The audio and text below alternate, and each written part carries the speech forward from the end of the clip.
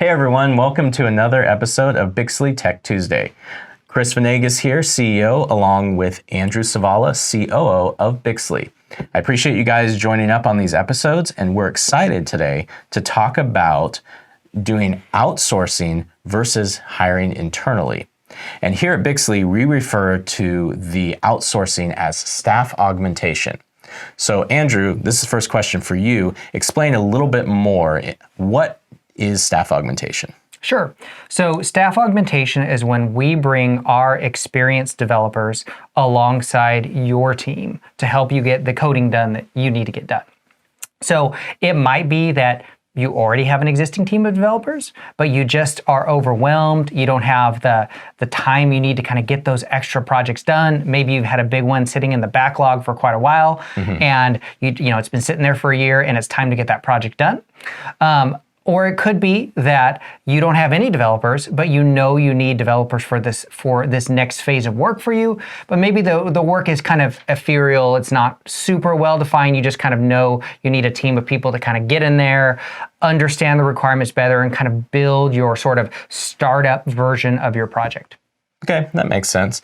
And again, here at Bixley, and for those that are not aware that haven't worked with us, is our model more of a buy a pool of a few hours, kind of do one-off fixes as they're required for that actual resource, or is it fall in line more of a regular kind of employee schedule, 40 hours a week kind of thing? Right. So it's definitely not like a buying a pool of hours. These are developers that are going to be on your team. They're going to be available to you in many cases 40 hours a week. You know, you might need 2 devs full-time for the next 6 months. We can go ahead and provide those dedicated resources so you get to know them. They are in many cases California-based developers. And so you get to build relationships with your team. It's basically as if they're on your staff without you having to have the expertise on how to hire them and kind of all the overhead that comes with putting people on payroll and benefits and all those things. Yeah. You touched on them. Obviously, one of those is, I think, the speed and being able to have some flexibility with getting people on quickly and also having kind of a depth to the bench. So you mentioned maybe having 1, 2 more people, on a project. We have a really deep bench here of, different development stacks. So, whether you're using React or Angular on the front end, we can obviously help out with that. If you're looking to use Python on the back end or maybe do some .NET work or PHP, that sort of thing. Again, we are primarily a Python house, so that's our bread and butter, and we're very focused on that, but we do have the ability to work on other languages on the back end. So having that depth of knowledge is so crucial and useful to doing the staff augmentation model as opposed to having to go out and hire each of those people individually. You mentioned kind of startup companies as well. They probably don't have a team. I know we didn't have any kind of an HR department. We didn't really have a strong hiring team at the very beginning. And so going through the paces of onboarding someone is just a tedious, expensive process. So being able to come and just call Bixley and say, hey, I need XYZ people. Now we've done this for 12 plus years, we can spin up those multiple resources very, very fast. And there's even projects too that you don't want to hire someone. It may only be a 6-month phase. And you can again go out and try and hire some independent contractor yourself, and try and find them online somewhere. But it's so much better to go with a vetted, well-established agency like us that has done all the legwork and can get you out there quick with a strong team. And obviously you're going to get some knowledge too. It's not our first rodeo. We have a huge, deep bench of projects behind us. There's so many people that you might hire that they're very good and they're very qualified, but they only know what they know. You are now getting not only a very strong bench of people that can, pivot in and out of the projects, but if one of my developers or designers runs into an issue with your project, just a question or something that they maybe haven't tackled before, they can go talk to the other 20 people in the office and say, hey, have you dealt with something similar to this? Oh, yes, I have. Here, have you tried this, tried that? So you're always getting a little bit more than even the designated team that you're working with when you come to Bixley. That makes a lot of sense. I think most people don't understand, or they don't know what they don't know. Yep. They don't realize that they don't have the expertise to even know how to vet the developers, to know if they know what they're talking about. And like you touched on, if you go to an individual consultant, they're going to recommend what it is they know. And of course, that's going to be the right solution. Like you said, we have a very deep bench.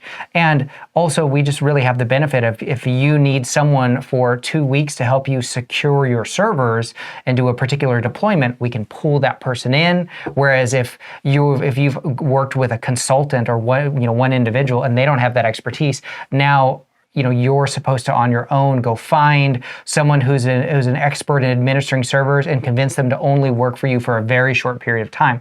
Most likely that consultant is going to do it themselves and you're going to get a very subpar experience. Makes sense. And that for me kind of leads, I think, a little bit into like our hiring process at Bixley and who we actually bring on board. We care a lot about expertise. Yeah. It's obviously great to have that wide knowledge base that I've touched on, but we establish that through lots of individuals as opposed to trying to just hire a Jack or Jane of all trades right out of the gate. Those people exist and they're there, and we do have multiple of those on staff, but a lot of that happened because of years and years and years of projects and them building along with us, right. But they came in the gate as an expert in a particular area. There's a lot of peace of mind that comes from knowing that you're getting good, experienced people. So obviously not every project is going to make sense to do the staff augmentation model. Mm-hmm. So in those scenarios, Andrew, where the client that's watching this is going to go out and hire someone internally, what are some things that you think we've kind of learned and picked up over the years through our hiring processes, bits of advice that they can use when they're going out there and looking to hire somebody internally? One of the really big things that we put emphasis on is the developer's communication skills. It's really important that they can articulate their ideas, that when you provide instructions to them that they can relay back to you that they understand this. And this is extra important if this developer is going to be working remotely, which is fairly common nowadays. But that they can also, when you hear your ideas, when they hear your ideas, that they can provide back their own ideas. They're not just, for lack of a better term, yes men. You don't want a developer that's going to do exactly what you say unquestioningly, particularly if you don't know the technical ins and outs of what's involved in the project. You want someone who's going to hear what your business objectives are, but then be able to translate those into technical requirements. So that's something important to look for, and also someone that can just kind of think critically, that they really take the time to understand what it is you're trying to achieve, and maybe they'll bounce back against you like that. Well, I wouldn't do it like that because these are the problems that we're going to run into. So what's someone who's good at looking ahead down the path, identifying pitfalls. So that's really important. Someone who's particularly good at debugging, who can kind of find all the different ways to break the software, what are different edge conditions you could run into. So those are more like soft skills. Also, as far as hard skills go, you need someone who's competent at the different skill sets that are going to be involved in the project. So you might want someone with some design skills who can actually make it look pretty, because you don't just want something that works. You want something that is a pleasant experience for your users to engage with, whether it be a mobile app or a website or a piece of desktop software. It needs to be usable and visually attractive. So there's the design aspect for it you're looking at. Then most applications are going to involve a server and kind of a back-end database. So you need someone who can design a database. Presumably you're not building this because you only want to have 10 people using it. You might want 10,000 or 10 million people using it. Sure. So you need someone with experience at structuring databases and systems to be scalable over time.